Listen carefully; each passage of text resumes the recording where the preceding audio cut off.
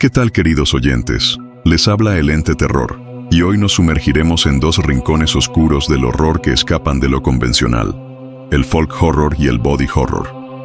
Olvídense de casas embrujadas con cadenas que crujen o psicópatas enmascarados. Aquí el miedo brota de lo humano mismo. Por un lado, el folk horror renace de leyendas ancestrales y ritos sepultados en los pliegues del tiempo. Por el otro, el body horror ahonda en la traición más íntima: nuestro propio cuerpo. Imaginen un claro iluminado por la luna donde un círculo de piedras murmura con voces antiguas, o un pueblo entero que se mueve al compás de un cántico prohibido. Ese susurro de tradiciones olvidadas nos hace cuestionar: ¿qué precio pagaríamos para formar parte de una comunidad milenaria? Mientras, visualicen la piel tensándose como si tuviera vida propia, músculos retorciéndose bajo carne viva y órganos que se reconfiguran sin permiso. Esa transformación visceral nos arranca la certeza de quién somos. En este episodio exploraremos cómo ambos subgéneros retratan dos caras de la misma pesadilla.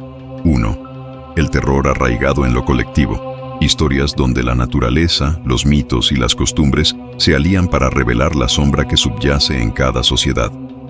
El horror encarnado en lo personal. Relatos donde la ciencia, la enfermedad o la obsesión convierten nuestro cuerpo en un campo minado, y cada latido o contracción despierta el pavor. Acompáñenme a descubrir por qué estas variantes del horror siguen resonando en nuestra psique. Sin espectros que aparezcan de la nada ni espadas ensangrentadas, sino con la crudeza de lo cotidiano. Prepárense para escuchar el crujir de ramas bajo pies descalzos y el eco sordo de huesos que se quiebran por dentro. Agarren sus talismanes, ajusten su respiración, porque estamos a punto de internarnos en dos laberintos donde lo humano es el verdadero monstruo. Folk horror, el eco que arrastra generaciones. El folk horror es una espiral. No se precipita, no corre. Gira lentamente a tu alrededor hasta cerrarse como una soga. Es la colisión entre lo ancestral y lo contemporáneo, entre lo racional y lo arcaico. Su núcleo no es el susto inmediato, sino la pérdida de autonomía frente a una comunidad que guarda un secreto antiguo y lo repite como un rezo o como una amenaza. Los protagonistas de este subgénero casi siempre llegan como intrusos, extranjeros, turistas, académicos. Representan la modernidad, la lógica, el progreso. Pero en cuanto cruzan la frontera, no física sino simbólica, comienzan a ser absorbidos por otro tiempo, otro lenguaje, otra ley. En The Wicker Man, 1973, un cristiano devoto cree investigar una desaparición. No entiende que él es la ofrenda. No entiende que llegó no a salvar, sino a ser devorado. Ese mismo diseño narrativo se repite en Men, 2022, donde una mujer escapa de su trauma personal en la ciudad solo para encontrarse en un pueblo donde la masculinidad ha echado raíces literales. El paisaje, la carne y la simbología se funden en un ciclo de culpa, fertilidad y repetición. Aquí, el bosque no solo observa, se reproduce.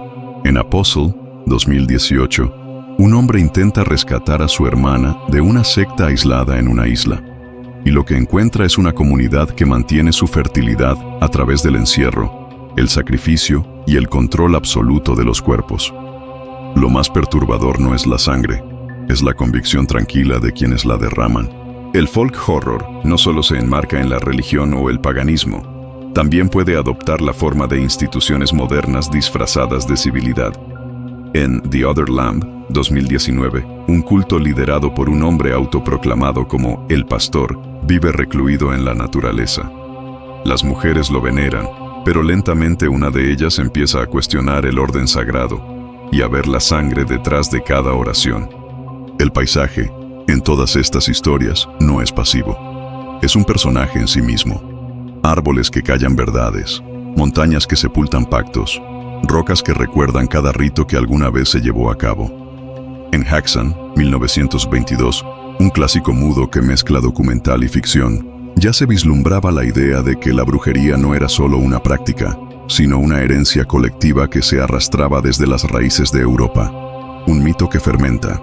Y en Latinoamérica, esta comunión con la tierra adopta un tono más sincrético. En La Llorona, 2019, de Jairo Bustamante, el espectro del terror indígena emerge desde el trauma del genocidio.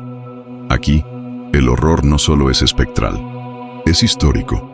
Es la tierra clamando justicia desde el silencio de los huesos enterrados. El folk horror es eso, el acto de recordar a la fuerza. Un recordatorio de que la modernidad puede construir rascacielos, pero no puede sepultar lo que la tierra todavía canta. Body horror. La cárcel que late en tu pecho. El body horror no se grita, se siente en las encías, en los tendones que se tensan sin razón, en esa leve pulsación detrás del ojo. Es el pánico de descubrir que ya no controlas el envoltorio en el que habitas, que cada célula podría ser un traidor. En Videodrome, 1983, la televisión no solo manipula, infecta. Su protagonista desarrolla tumores y orificios orgánicos por donde se introducen armas y cintas. La señal lo muta, lo devora. Cronenberg nos dice que la tecnología no es algo que usamos, es algo que nos atraviesa. ¿Suena lejano? Piénsalo cada vez que un algoritmo moldea tu deseo. En Contracted, 2013, el terror viene tras una noche de sexo no consensuado. El cuerpo de la protagonista comienza a descomponerse lentamente. Sangre que no se detiene, pupilas dilatadas, gusanos entre los dientes. La metáfora es brutal. El trauma no solo vive en la mente, sino que carcome el cuerpo desde dentro. El cuerpo grita lo que el alma aún no puede decir. El body horror también es una lucha por la identidad. En Annihilation, 2018, las protagonistas se adentran en una zona alterada por un fenómeno cósmico, y allí sus cuerpos comienzan a duplicarse, mutar, mimetizarse con el entorno. No hay monstruo externo, solo el reflejo de un yo que ya no se puede definir. En Slither, 2006, una invasión extraterrestre convierte cuerpos humanos en receptáculos de larvas. Aquí el horror es pegajoso, grotesco, casi paródico. Pero el fondo es el mismo, la pérdida total de control sobre la carne. Una transformación irreversible. Y luego están los relatos donde el cuerpo es deseado, pero a un precio. En Thanatomorphos, 2012, una joven comienza a pudrirse viva sin razón aparente. El proceso no tiene cura ni metáfora fácil. Es la putrefacción como condena íntima. En Excision, 2012, una adolescente obsesionada con la cirugía recrea operaciones perfectas en su imaginación, mientras su vida real se llena de sangre, control y rechazo. El body horror también se extiende al universo de Hellraiser, 1987, donde el dolor físico y el placer sexual se fusionan a través de los cenobitas. Seres que han cruzado el umbral del deseo para encontrar un mundo donde la carne es solo una puerta más. Las cadenas, los ganchos, las mutilaciones no son castigo, sino iluminación. El cuerpo como campo místico. Y en Titane, 2021, ese umbral se lleva al extremo. Una asesina embarazada, literalmente de un auto, escapa y adopta otra identidad. Su cuerpo sangra, cruje, se dobla para ajustarse a lo que el mundo le exige. Aquí no hay ciencia ni explicación, solo el cuerpo como espacio simbólico, político, mutante. El tejido compartido, paisaje y piel como lenguaje del horror. Ambos subgéneros se cruzan en una obsesión, lo sensorial. No basta con ver la historia, hay que vivirla con todos los sentidos. En el folk horror, los planos prolongados y los sonidos ambientales, como en The Witch de 2015, nos sumergen en un tiempo que no es el nuestro. Una cabra que se queda mirando, un susurro que no se sabe si viene del bosque o de la conciencia. El espacio se vuelve psicológico. Y las reglas desaparecen.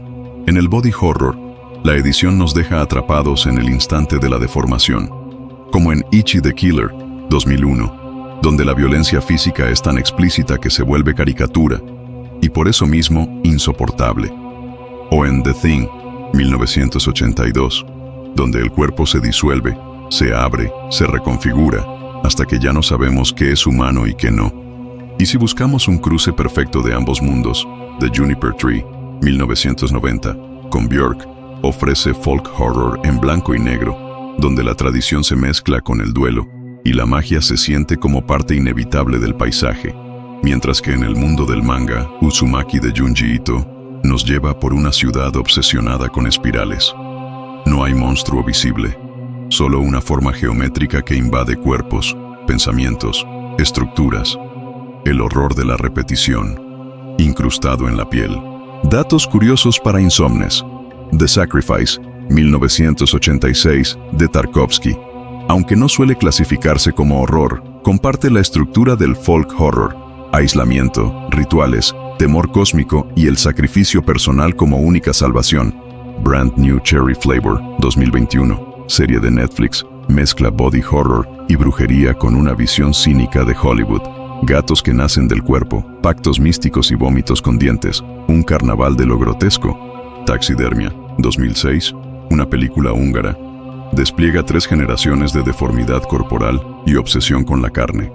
Desde un soldado que explota al eyacular hasta un taxidermista que se convierte a sí mismo en obra de arte. El body horror aquí es heredado, como una maldición genética.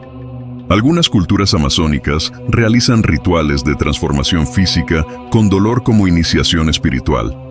Lo que el cine occidental lee como mutación o body horror, en estas tradiciones es paso necesario hacia otro estado de conciencia.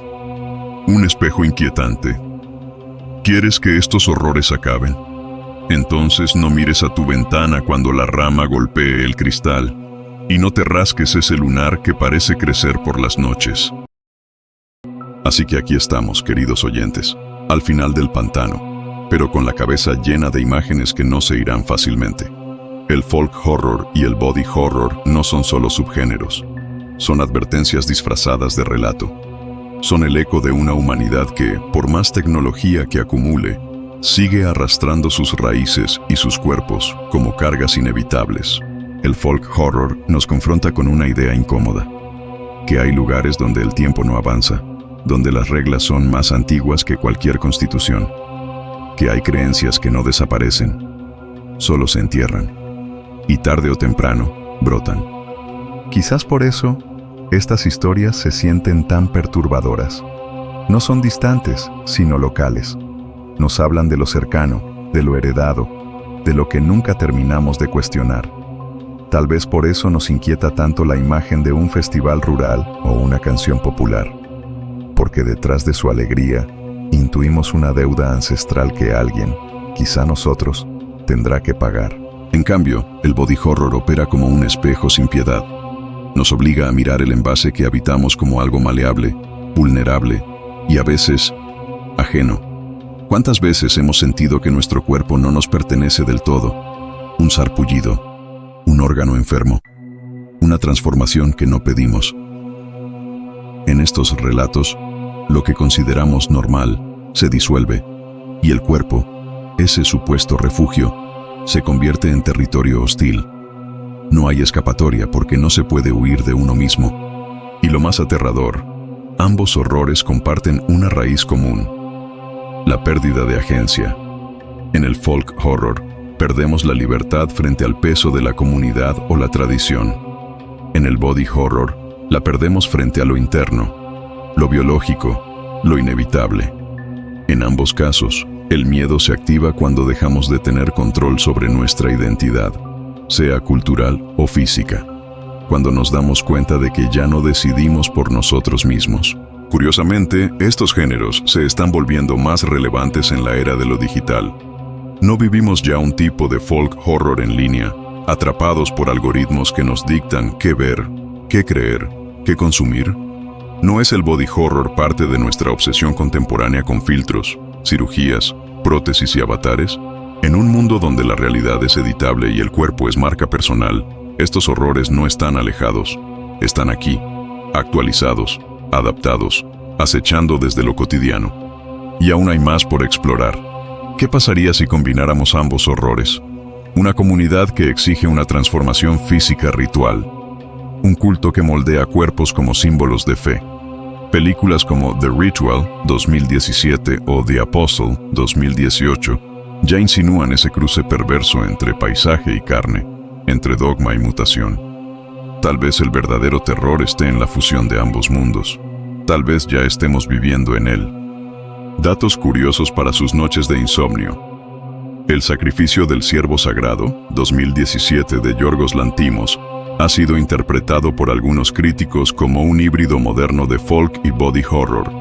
Culpa ancestral, rituales incomprensibles y consecuencias físicas inevitables. En Japón, Junji Ito ha sido un maestro del body horror gráfico. Sus mangas exploran cuerpos que se retuercen, se fusionan, se deforman por obsesiones que nacen de lo social o lo espiritual. Su obra Uzumaki es, en esencia, una espiral de ambos subgéneros. Algunas culturas indígenas consideran que ciertos cambios corporales son señales de conexión espiritual. Lo que en Occidente veríamos como deformidad o mutación, para ellos puede ser una forma de sabiduría encarnada. ¿No es eso una reinterpretación posible del body horror como revelación? Reflexión final. El horror siempre ha sido una forma de hablar de lo que no podemos decir abiertamente. Pero el folk horror y el body horror lo llevan un paso más allá. Nos obligan a mirar lo que ya sabíamos y habíamos decidido ignorar. Porque el bosque no necesita moverse para acecharnos. Porque el cuerpo no necesita gritar para suplicar auxilio. Quizá, como dijo alguna vez un autor anónimo, el verdadero miedo no viene de afuera, sino de lo que late dentro y nunca termina de callar. Así que les dejo una última pregunta antes de apagar la linterna. ¿Qué parte de ti teme más? ¿Tu sangre o tus raíces? Envíen sus respuestas a El Ente Terror. Y si esta noche sienten que el colchón cruje más de lo normal, o que el viento trae una melodía que suena demasiado familiar, no se preocupen.